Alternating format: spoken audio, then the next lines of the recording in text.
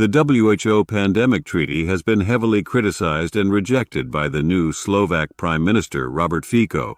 The Pandemic Treaty will be voted on in May 2024 by the WHO's 194 members. The treaty, if accepted, would allow the WHO to declare a global pandemic and implement regulations, including mandatory vaccines across all member states. 2/3 of members must adopt the treaty for it to be implemented. Major nations like the US and the UK have already confirmed that they support it, despite the loss of sovereignty and the abject failure of the WHO in the recent COVID pandemic. Fico has been outspoken against the treaty, describing it as nonsense invented by greedy pharma companies. He categorically declared that Slovakia would not support strengthening the WHO's powers at the expense of sovereign states in managing battles against pandemics. In addition to mandatory vaccination, the WHO treaty would dictate which treatments doctors would be permitted to use during a pandemic.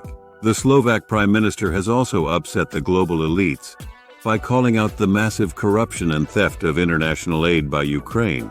He said that it was the biggest corruption in the world. Slovakia is not the first country to reject the pandemic treaty. New Zealand has said that they will delay making any decision until it's clear their national sovereignty will be unaffected. The treaty has also been rejected by Estonia, who have sent a formal letter to the WHO rejecting the plan. Germany has objected to the latest draft of the agreement as they disagree over waiving intellectual property rights. As awareness increases about the authoritarian measures included in the treaty, international objections will increase. Any agreement passed in May 2024 will then have to be approved by legislatures in each member country. This treaty is far from being a done deal. It's encouraging to see more countries standing up for the freedom of their citizens. It gives an insight into which countries believe in protecting freedom and are not prepared to sacrifice sovereignty to external organizations.